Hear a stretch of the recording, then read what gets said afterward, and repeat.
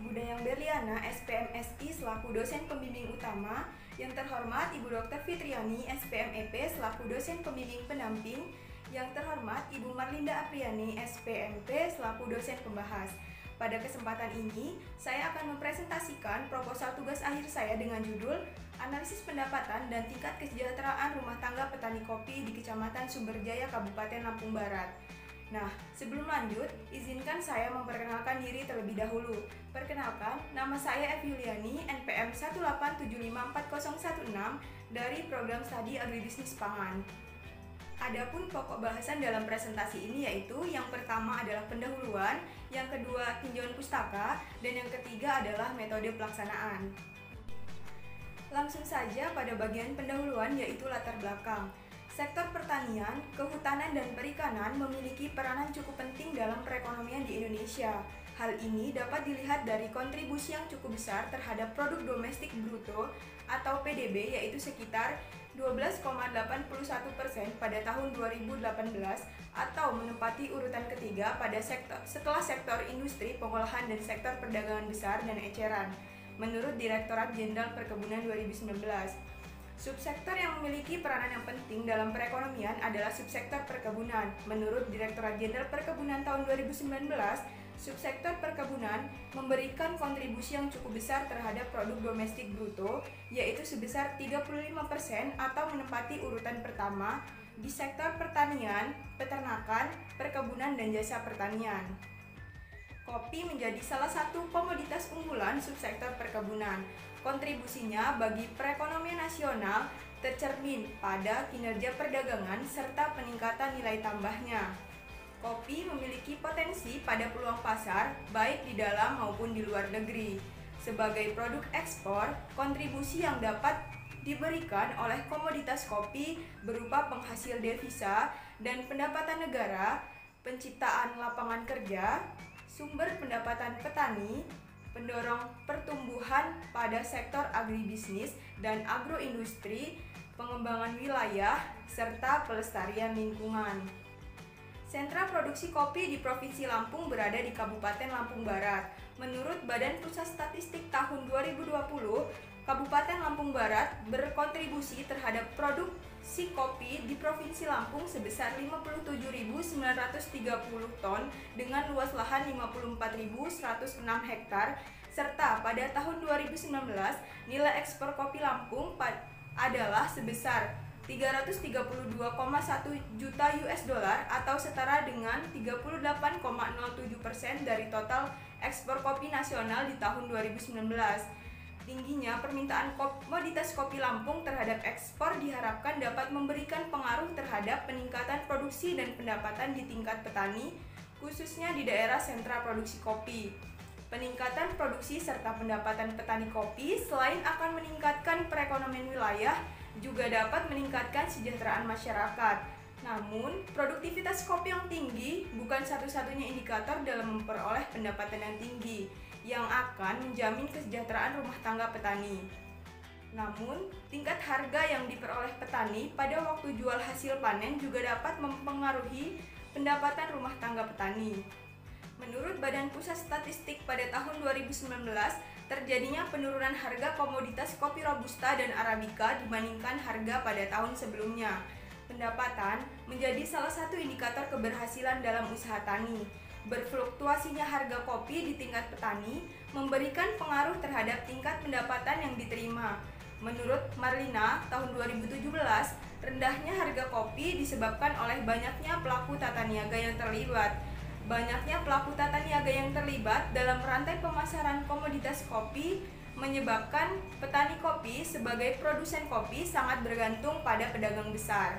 Akibatnya, para petani tidak dapat lagi sebagai penentu harga. Pada tahun 2013, Tanan melakukan penelitian yang dimana rendahnya harga kopi yang diterima petani selain kurangnya informasi mengenai pasar dan tata niaga kopi, juga karena kurangnya informasi mengenai persyaratan kualitas produk yang disyaratkan pedagang besar, eksportir, pengusaha kopi olahan, dan end user. Rendahnya tingkat harga kopi yang diterima petani mempengaruhi pendapatan yang diterima petani. Oleh karena itu, sumber pendapatan rumah tangga petani di pedesaan masih belum mencapai sasaran yang diharapkan. Hal ini menyebabkan petani harus mencari alternatif atau pekerjaan sampingan guna memperoleh pendapatan di luar usaha tani kopi, di antaranya dari sektor non-pertanian. Pekerjaan sampingan ini memberikan tambahan pendapatan yang cukup signifikan terhadap total pendapatan petani kopi yang diperoleh. Nah, pendapatan utama yang diperoleh tetap bersumber dari pendapatan usaha tani kopi. Tingkat pendapatan menjadi salah satu indikator tercapainya kesejahteraan suatu rumah tangga petani, tak terkecuali rumah tangga petani kopi. Pendapatan sangat erat kaitannya dengan kesejahteraan, di mana dengan adanya pendapatan yang diperoleh suatu rumah tangga petani dapat memenuhi kebutuhan hidupnya, baik sandang, pangan, papan, maupun pendidikan, serta kesehatan. Maka, besarnya pendapatan yang diperoleh dapat menggambarkan keadaan kesejahteraan rumah tangga petani kopi. Berdasarkan uraian, maka perlunya dilakukan penelitian lebih lanjut mengenai analisis pendapatan dan kesejahteraan rumah tangga petani kopi di Kecamatan Sumberjaya, Kabupaten Lampung Barat.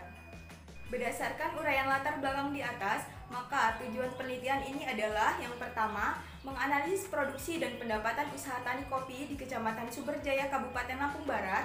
Yang kedua, menganalisis struktur pendapatan rumah tangga petani kopi di Kecamatan Sumberjaya, Kabupaten Lampung Barat. Dan yang ketiga, menganalisis tingkat kesejahteraan rumah tangga petani kopi di Kecamatan Sumberjaya, Kabupaten Lampung Barat. Kemudian, untuk kerangka berpikirnya dapat dilihat bahwa dalam usaha tani kopi akan membutuhkan input produksi dan akan menghasilkan produksi, di mana input membutuhkan biaya serta produksi akan memperoleh penerimaan. Oleh karena itu, selisih antara penerimaan dengan biaya akan menghasilkan pendapatan.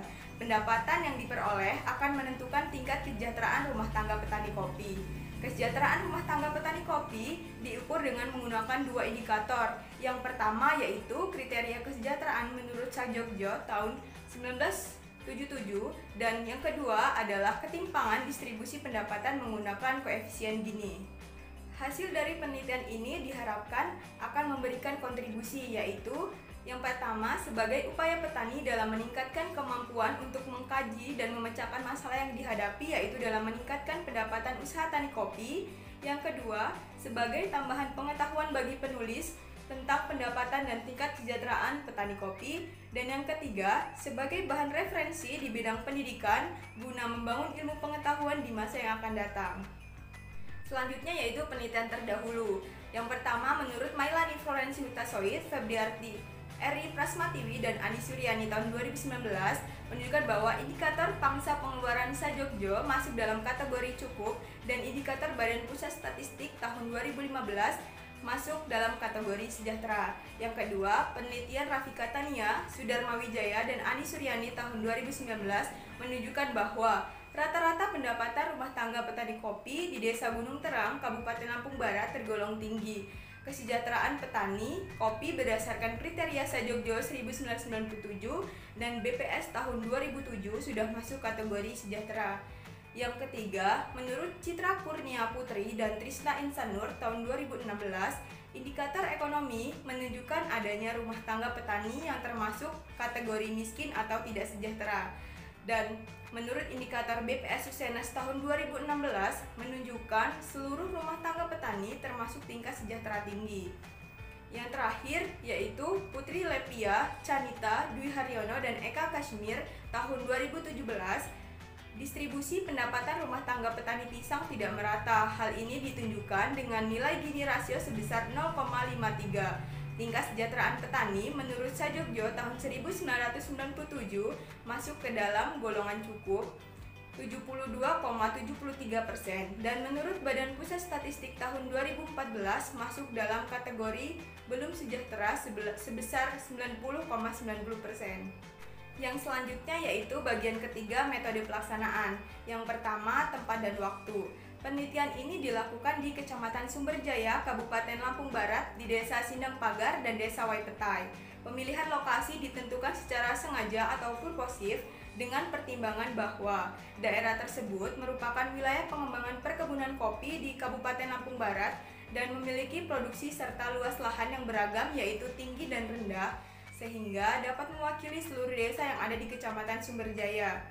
Penelitian ini direncanakan berlangsung dari bulan Agustus hingga Desember 2021.